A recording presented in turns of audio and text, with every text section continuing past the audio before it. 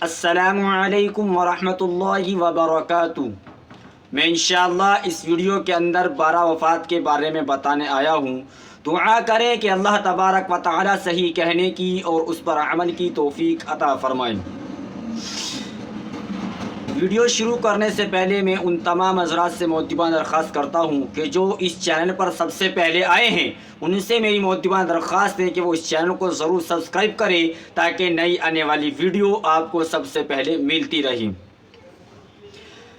دیکھیے، بہت سارے حضرات یہ سمجھتے ہیں کہ آپ صلی اللہ علیہ وسلم کی جو وفات ہوئی ہے وہ 12 ربیع الاول کو ہوئی ہے، اور ساتھ ساتھ یہ بھی سمجھتے ہیں کہ جو آپ کی پیدائش ہے، آپ کی پیدائش بھی 12 ربیع الاول کو ہوئی ہے۔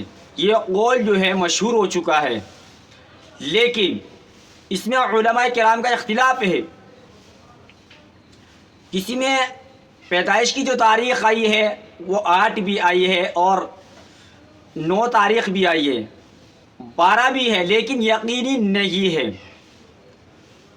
اب لوگ یہ سمجھتے ہیں کہ اس مہینے کے اندر آپ صلی اللہ علیہ وسلم کی پیدائش ہوئی ہے اور یہ بہت مبارک مہینہ ہے، اور لوگ میسیج کر کے بھی کہتے ہیں کہ ربیع الاول مبارک، ربیع الاول کا چاند مبارک، ربیع الاول مبارک۔ یہ کیا طریقہ ہے؟ میں ان سے پوچھنا چاہتا ہوں جو کہتے ہیں کہ ربیع الاول مبارک، کیا آپ کے ربیع الاول ہی آپ کے لیے مبارک مہینہ ہے؟ کیا سفر آپ کے لیے مبارک نہیں؟ کیا رمضان مبارک نہیں؟ کیا محرم کا مہینہ آپ کے لیے مبارک نہیں؟ کیا یہ ایک مہینہ ہی ربیع الاول مبارک رہ گیا؟ یا ابھی تک آپ گمراہی میں گھوم رہے تھے، ابھی تک آپ محرومی کی مہینے میں گھوم رہے تھے، اب آپ کے لیے مبارک مہینہ آ گیا ہے؟ دوسری چیز، ہم اس مہینے کے اندر بھی خرافات میں مبتلا ہو جاتے ہیں۔ ہم سمجھتے ہیں کہ ہم اللہ کے رسول صلی اللہ علیہ وسلم کے بہت بڑے عاشق بن گئے۔ میں نے بھائی، عاشق نہیں بنے آپ۔ عاشق تو تب بنیں گے کہ جب اللہ کے رسول صلی اللہ علیہ وسلم کے بتائے ہوئے طریقے پر زندگی گزار کر جاؤ گے آپ، مبارک تب بنو گے آپ۔ خالی مبارکباد دینے سے نہیں آپ بن سکتے، خالی جلسے جلوس نکالنے سے آپ مبارک نہیں بن سکتے، خالی خرافات نکالنے سے آپ مبارک نہیں بن سکتے۔ تو اسی لیے پہلے ہمیں اس چیز کا سمجھ لینی چاہیے کہ حدیث کے اندر کیا چیز ہے اور کیا چیز نہیں ہے۔ بس ہم دنیا کی بتائی ہوئی باتوں پر عمل کر لیتے ہیں اور اس کو آگے فارورڈ کرنا شروع کر دیتے ہیں۔ دیکھیے، نہ تو 12 ربیع الاول کو آپ کی پیدائش ہوئی ہے اور نہ آپ کی وفات ہوئی ہے۔ چلو مان لیتے ہیں، آپ کی بات ہم نے مان لی کہ مان لو 12 ربیع الاول کو آپ کی پیدائش بھی ہے اور آپ جو ہیں وفات بھی ہوئی ہے آپ کی۔ تو آپ مجھے ایک بات بتائیے کہ جب آپ مان رہے ہو کہ اس تاریخ میں پیدائش بھی ہوئی ہے اور آپ مان رہے ہو کہ اس میں وفات بھی ہوئی ہے، تو پھر جب وفات کی تاریخ بھی اسی کی تاریخ میں آپ مان رہے ہو تو پھر جشن کیوں ہے؟ پھر خرافات کیوں ہیں؟ پھر جلوس کیوں ہے اس مہینے کے اندر؟ اس کا مطلب آپ کو خوشی ہو رہی ہے اس چیز کی؟ نعوذ باللہ۔ تو ایسی حرکت نہ کیا کریں، پہلے تحقیقات کرنی چاہیے کہ کون سی تاریخ ہے اور کون سی تاریخ نہیں ہے۔ اور جتنے حضرات جلسہ جلوس کرتے ہیں یا جاتے ہیں ان سے آپ یہ پوچھ لینا اس دن جا کر کہ آپ نے نماز کتنی پڑھی ہے۔ نماز تک نہیں پڑھتے اور دوسری چیز جلسہ جلوس نکالنے میں لگے ہوئے ہیں، اور نام کیا رکھ دیا؟ عید میلاد النبی صلی اللہ علیہ وسلم۔ یہ عید میلاد النبی کا مطلب کیا ہے؟ اگر کوئی پوچھے یہ تیسری عید کہاں سے آ گئی ہے ہمارے اسلام کے اندر؟ اللہ اور اس کے رسول تو ہمیں بتا کر گئے کہ مذہب اسلام کے اندر صرف 2 تہوار ہیں ہمارے، ایک عید الفطر ہے اور ایک عید الاضحیٰ ہے۔ پھر یہ تیسری عید کا تصور کہاں سے ہو گیا ہے؟ تو ہمیں ان چیزوں خرافات سے بچنا چاہیے۔ دیکھیے، اور وفات کی تاریخ بھی حدیثوں کے اندر آتا ہے کہ 2 ربیع الاول کو آئی ہے، لیکن وہ بھی یقینی نہیں ہے۔ اللہ نے اپنے رسول صلی اللہ علیہ وسلم کی تاریخ کو چھپا دیا، بتایا نہیں امت کو۔ کیوں؟ تاکہ جشن نہ بنائیں۔ آپ صلی اللہ علیہ وسلم کے جانے کے بعد کم سے کم آپ 23 سال زندہ رہے نبوت، یعنی نہیں، جب آپ کو نبوت ملی آپ 23 سال زندہ رہے اس دنیا کے اندر۔ نبوت ملنے کے بعد 23 سال زندہ رہے آپ نے کبھی صحابہ سے نہیں کہا، آپ نے کبھی کسی سے نہیں کہا کہ چلو جشن مناتے کیونکہ میرا پیدائش کا دن ہے۔ اور یاد رکھنا، آپ کا جو وفات کا دن ہے یا پیدائش کا دن ہے وہ پیر کا دن ہے، اور اللہ کے رسول صلی اللہ علیہ وسلم کا یہ معمول تھا کہ پیر کے دن آپ روزہ رکھتے تھے۔ صحابہ رضی اللہ تعالی عنہم اجمعین نے عرض کیا کہ یا رسول اللہ صلی اللہ علیہ وسلم آپ پیر کے دن روزہ کیوں رکھتے ہیں؟